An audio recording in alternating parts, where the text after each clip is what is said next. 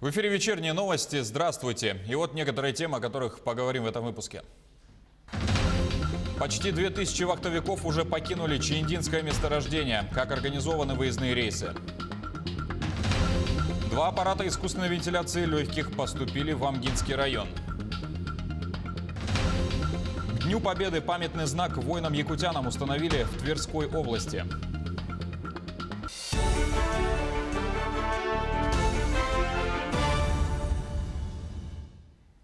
Количество заболевших COVID-19 в Якутии сегодня достигло 437. За сутки выявлено 52 заразившихся. 43 случая в Якутске. Более 30 из них – это студенты СВФУ. На сегодня все анализы обработаны, студенты были вовремя изолированы. В связи с этим глава региона выразил уверенность, что этот очаг далее не получит большого распространения. Также больные COVID-19 выявлены в Нерюнгринском, Алданском, Хангаласском и Мегино-Кангаласском районах. Это контактные случаи, в том числе и по офтальмологической больнице. Продолжаются работы по выявлению людей, связанных с этой больницей. Она будет продолжаться. Поручение дано всем районам. До конца эту работу довести. Мы тоже надеемся, что в течение ближайших буквально дней эта работа должна быть завершена. Служебная проверка, как я уже говорил, она закончена. Сейчас идет уже о персональной ответственности и руководителей, и конкретно тех руководителей отделений уже внутри больницы, которые принимали те или иные решения.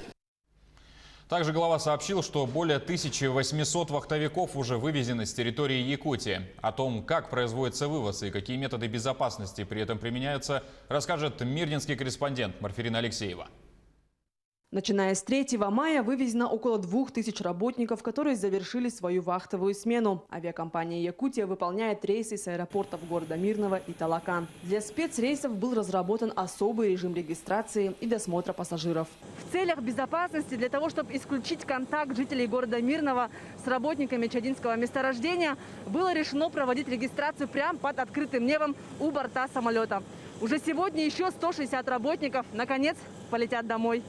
После 18-часовой поездки с месторождения до аэропорта города Мирного работников высаживают у самого борта самолета. На протяжении всей поездки они находятся в защитных масках, очках и костюмах. Они сразу заезжают, пассажиры, и досматриваются непосредственно. И все операции с этими пассажирами производятся у борта. А маршруты следования разные. Вывозятся пассажиры партиями по месту жительства. То есть это был Магнитогорск, Томск, а сегодня Уфа. Экипаж также соблюдает все меры безопасности. Помимо усиленной дезинфекции салона, во время перелета специалисты находятся в специальных защитных костюмах. Команда отмечает, что рады быть причастными к перевозке пассажиров, которые попали в непростую ситуацию. Людей нельзя бросать в беде. И нельзя так отделять чужие, свои.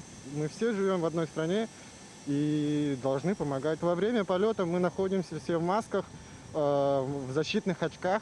Конечно, есть небольшие сложности, но это наше здоровье, и мы как-то стараемся не снимать маски во время полета. Несмотря на непростые условия и многочасовую перевозку, настроение и самочувствие у вахтовиков отличное. Сколько вы ждали этого момента, чтобы вас отправили домой?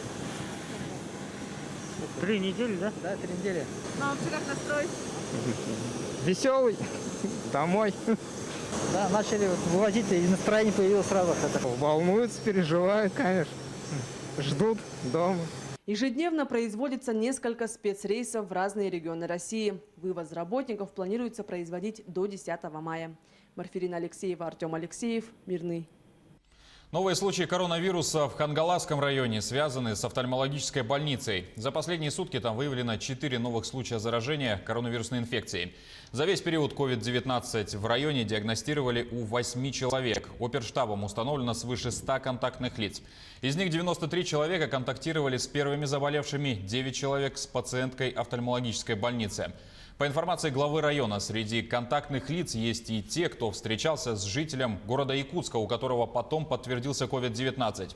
Несмотря на предписание Роспотребнадзора о соблюдении режима самоизоляции, горожанин выехал на охоту. Обращаем внимание на приезжающих в район охотников. Зафиксирован случай в Улаханане, где гражданин, который приехал с Якутска, как потом оказалось, с положительным анализом на коронавирус, в результате он оставил контактными 5 человек. данные лица изолированы.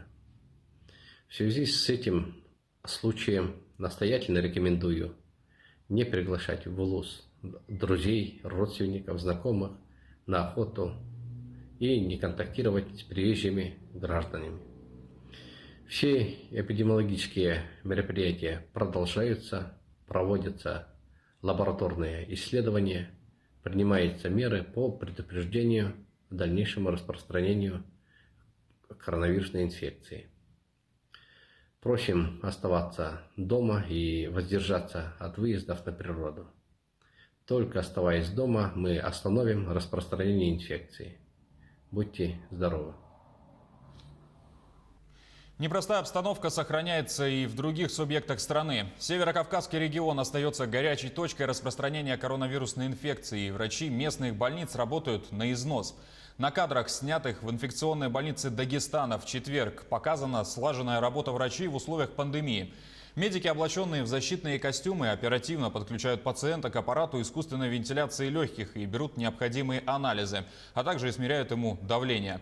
В Республике Дагестан складывается сложная ситуация с распространением COVID-19. В связи с этим власти приняли решение закрыть город Хасавюрт, который является большим очагом распространения инфекции.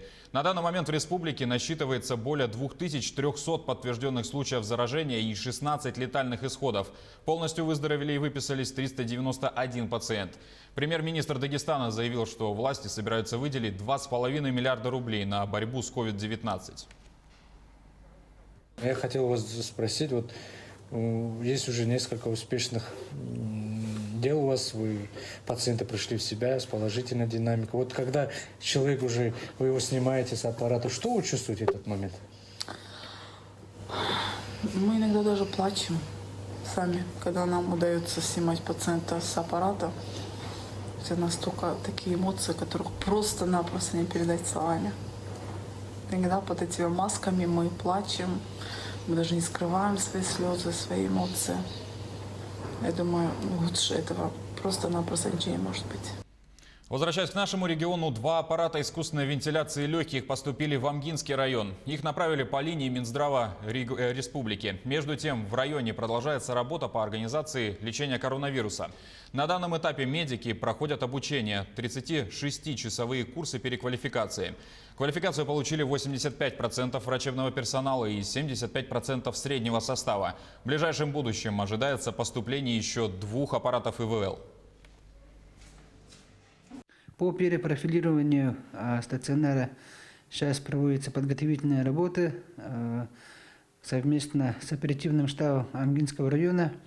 И при увеличении заболеваемости новой коронавирусной инфекции в Республике Саха-Якутия мы готовы развернуться на базе стационара Амгинской ЦРБ.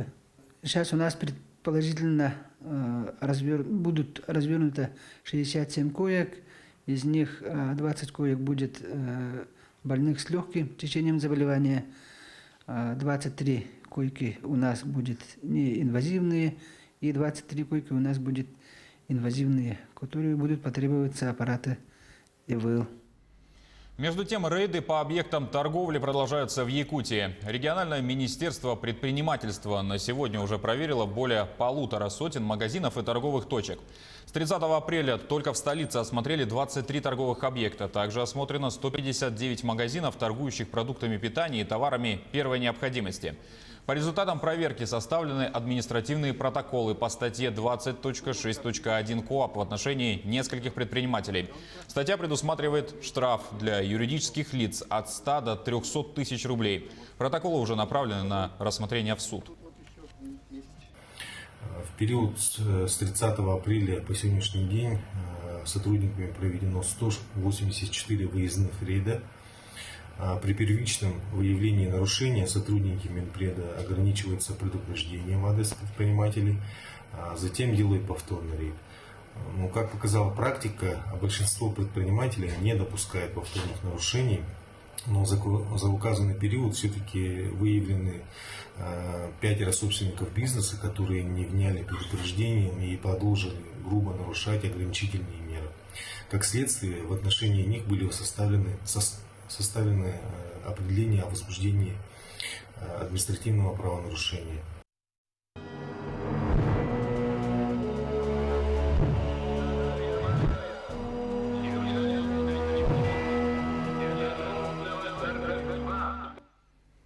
Глава Якутии поздравил ветеранов и участников Великой Отечественной войны с юбилейной 75-й годовщиной Победы в режиме видеоконференц-связи. В ней приняли участие 23 ветерана из столицы и 7 районов. Айсен Николаев объявил имена ветеранов-фронтовиков, которым были присуждены самые высокие награды и звания Якутии. Орденом «Полярная звезда» награжден Петр Конкин. Звание «Почетный гражданин Республики Саха» присвоено Петру Яковлеву, а государственная премия Якутии имени Дудкина в области связи и информационных технологий Алексею Вересовому. От имени всех жителей республики хочу сказать вам самые теплые слова благодарности за ваш ратный и трудовой подвиг. Мы никогда не забудем, какой ценой досталась победа нашему народу, какие испытания пережил народ, но выстоял и победил. Знамя Победы водрузили сегодня в Якутске. Его над городом поднял военный комиссар республики Демир Ол-Артына. В связи с пандемией массового и торжественного мероприятия не состоялось. Напомню, республиканская эстафета «Знамя Победы» стартовала в прошлом году из столицы. Первым символ передали Горному району. Далее знамя в течение года побывало на всех территориях региона.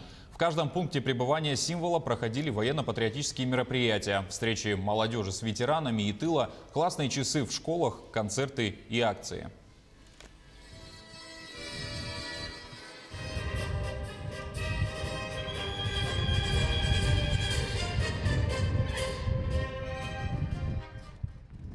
Сегодня мы водрузили Знамя Победы, несмотря на пандемию. Но главой республики Саха-Якутия Айсеном Сергеевичем Николаевым было принято решение водрузить, чтобы то не было Знамя Победы. Долг сегодня исполнили.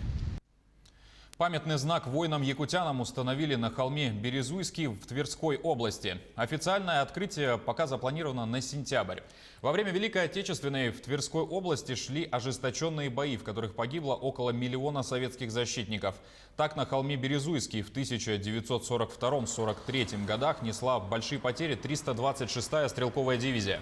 Среди погибших больше сотни наших земляков. Чтобы увековечить их подвиг, было решено установить памятный знак.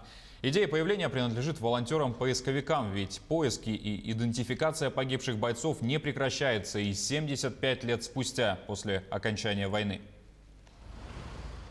Установка памятного знака – это первый этап той большой работы, которая сейчас проводится. Следующим этапом это будет установление памятника с указанием фамилий погибших. Проект уже готов. Все зависит от того, как будет профинансировано все это дело. Более 100 самолетов и вертолетов ВВО совершат демонстрационные полеты над городами Дальнего Востока в честь Дня Победы. Наиболее масштабный пролет авиации состоится в Хабаровске. Над городом выполнит демонстрационный полет 30 единиц авиатехники, в том числе и новейшие вертолеты и истребители.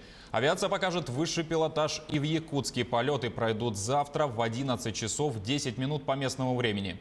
Сейчас летный состав авиагрупп отрабатывает элементы групповой слетности в составе звеньев и пар, а также выполнение построения строя с пролетом на сокращенных дистанциях с минимальными интервалами. Активная фаза ледохода на реке Лени сегодня проходит на территории Алекминского и Хангаласского районов. По последним имеющимся данным, нижняя кромка наблюдается у населенного пункта Исит Хангаласского района. Подвижки льда в районе столицы республики, городе Якутске, ожидают завтра, 9 мая. Уровень воды в районе Исита составляет менее 1,5 метров при критической отметке в 2 метра. Также напомню, что силами Министерства инноваций и компании Ростелеком в Хангаласском районе работают камеры наблюдения за текущей обстановкой на реке. Их количество увеличилось до 9 штук. Наблюдать за ситуацией можно в режиме онлайн на сайте saha.gov.ru. Также эти кадры будем транслировать и на наш телеканал. Будем осуществлять включение не только во время выпусков новостей, но и в течение всего эфирного дня. И на этом пока вся информация. До встречи в эфире.